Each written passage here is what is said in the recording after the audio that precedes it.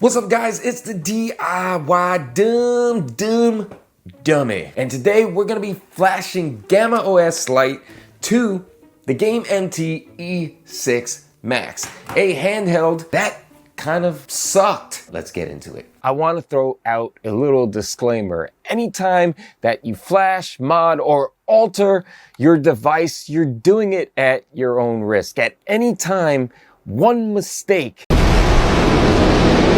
or one bad choice can brick the device. So I highly suggest that you watch this video in all of its entirety, follow the steps to a T.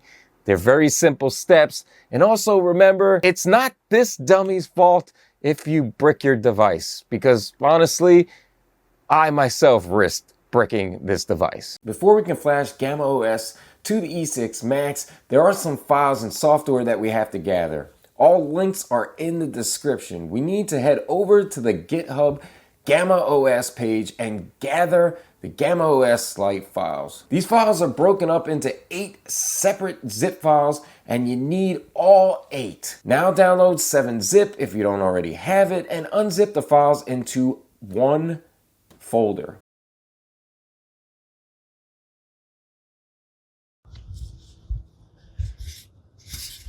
DIY dummy here, caught being dumb again. I forgot to mention that from here until January 2026, you have to subscribe to the developer's Patreon in order to get the password for the zip file. In 2026, it's going to be absolutely free, so I highly suggest waiting. It's already December 24th, so you don't have that much of a wait. But I highly suggest subscribing for at least a month just to thank the developers for making a pretty crappy handheld not so crappy. Either way, I hope that you all have a Merry Christmas or had a Merry Christmas, depending on when I get this video up, seeing where it's already December 24th. Let's get back to the tutorial.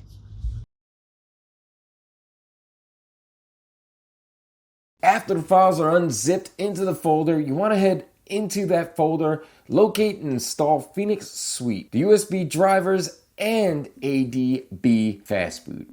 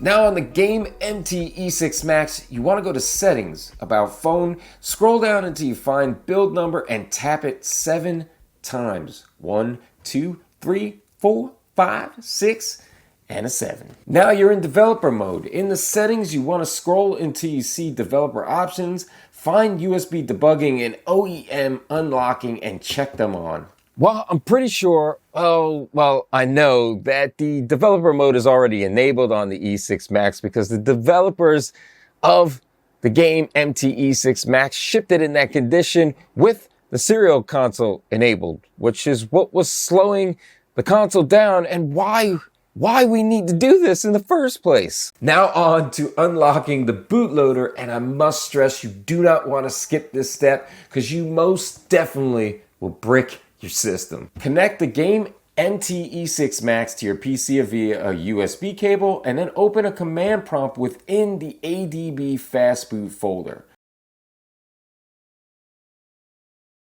Type the command on the screen or copy from the description below and paste it into a command prompt and hit enter.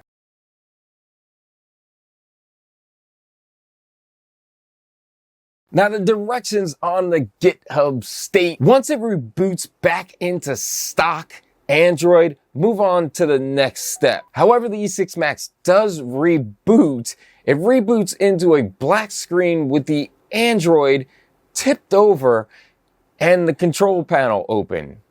Now I waited a few seconds, minutes, nothing happened. It just stayed on the screen. So I decided to power cycle the device down, turned it right back on, and then it does indeed reboot into stock Android. But at this point, I was almost certain that I was going to brick it. I just want to let you in on a little secret, a little fast forward. It doesn't actually brick.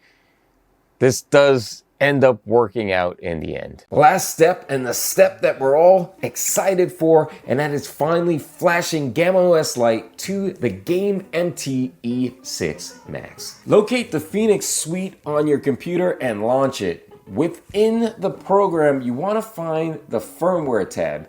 Click it, browse to the Gamma OS Next Lite image on your computer. Ensure that the wipe data is checked and then press upgrade. The E6 Max will reboot and Phoenix Suite will flash Gamma OS Next Lite automatically. Now for some reason, and you might experience this as well, I got a burn firmware error and then I clicked OK because I had absolutely no other choice. And this was the second time that I got scared and thought that I most definitely bricked the handheld. But to my surprise, it actually worked. Oh well, if you have any questions, leave those down in the comments below. I'm not promising anything because after all, I am the DIY dummy, and more than likely, I'm gonna be dumb. But you never know, I might surprise you. Either way, I'll see you in the next DIY tutorial or project. Let's go. Nah, that was stupid. Till next time.